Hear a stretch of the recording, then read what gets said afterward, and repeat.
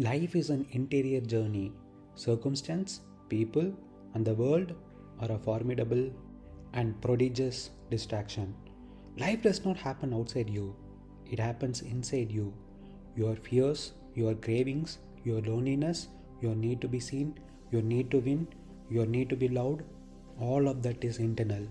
But the mind does not want to look inward. Looking inward means seeing oneself without stories. That is uncomfortable. So the mind does something clever. It says, if only my circumstances change, if only this person understands me, if only the world treats me fairly, and suddenly your attention is no longer on you. It is on circumstances, people, and the world. That is the distraction. Not because these things are evil, but because they keep you outward facing, forever reacting, forever hoping, forever blaming. A man who's lost inside himself will always try to fix the outside. A man who sees himself clearly no longer needs the outside to cooperate. This is why they are formidable distractions. They are convincing, they feel real, they feel urgent. And they are prodigious because they can occupy an entire lifetime. Most people die having lived in reaction, reacting to parents, reacting to lovers, reacting to success, reacting to failure. Very few ever turn around and ask, what is it in me that is disturbed? The interior journey begins the moment you stop asking the world to change and start seeing what in you is demanding that it should. Until then, life feels like a battle. After that, life becomes clear. Not easy, clear. Why pulling outward is bad? Circumstances, people, and the outside world constantly pull your attention outward. They keep you busy reacting, chasing, comparing, pleasing, worrying. Because pulling outward keeps you unconscious. Let's stay very precise. Nothing is wrong with circumstances, people, or the world. What is wrong is losing yourself in reaction to them.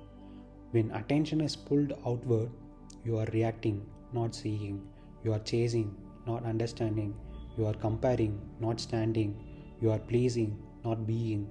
You are worrying, not living. Reaction is mechanical, awareness is not. The outward pull turns you into a puppet of stimuli. Someone praises you, you feel high. Someone ignores you, you feel low.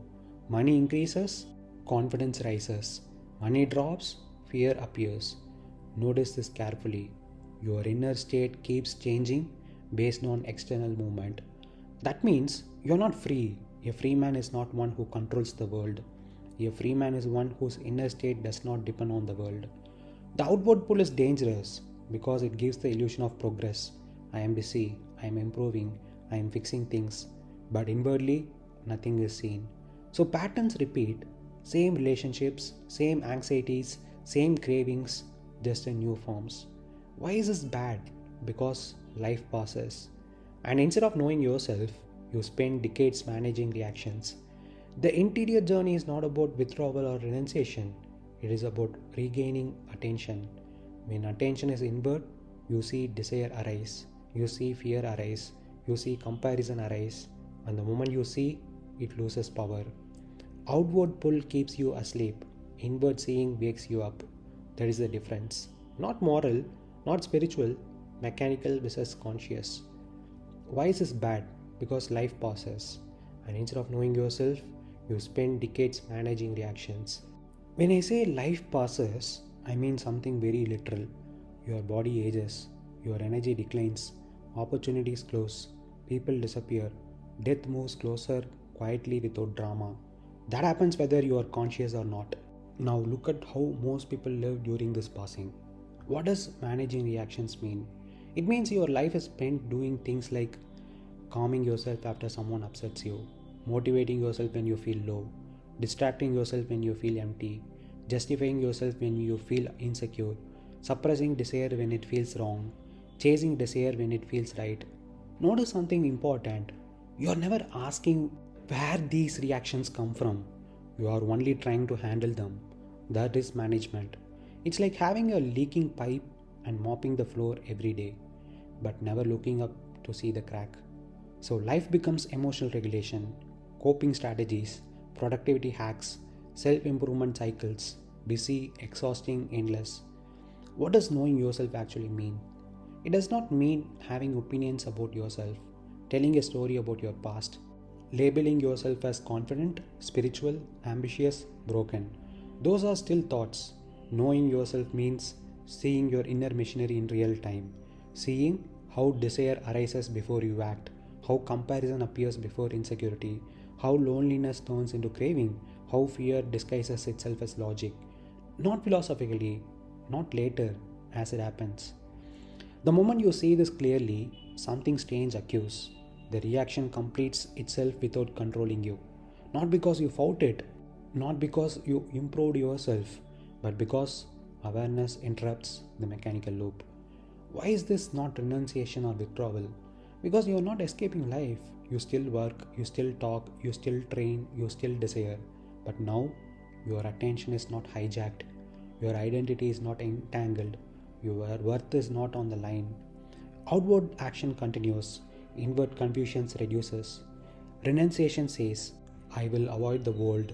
The interior journey says, I will see myself. Very different. Why is spending decades managing reactions tragic? Because at the end of life, the question is not how successful was I at coping. It is, did I ever see what I actually am? Most people don't. They die better adjusted, more polished, more respectable, but still strangers to themselves. They never saw why love felt like need, why ambition felt like hunger, why silence felt uncomfortable, why being alone felt threatening. That is the tragedy. Not failure, not pain, unseen life. The interior journey is simply this. Stop fixing, stop controlling, stop improving, start watching. Attention returned inward is not effort, it is honesty, and honesty ends decades of unconscious reaction. So, life does not ask much from you. It does not ask you to become better, stronger, wiser, or calmer. It asks only one thing, to be seen. When attention is lost outward, life becomes reaction, and it turns into management, and it turns into repetition. Years pass, patterns repeat, and you call that living. When attention returns inward, something ends. The compulsive need to fix yourself, to defend yourself, to become someone. Nothing mystical happens, nothing dramatic changes, but for the first time, you are present for your own life. You stop living as a bundle of reactions. You stop negotiating with fear and desire. You stop outsourcing your inner state to the world. And in that seeing, without effort, without discipline, without improvement, clarity appears. That clarity is freedom, not from life, but from unconsciousness. That is the interior journey.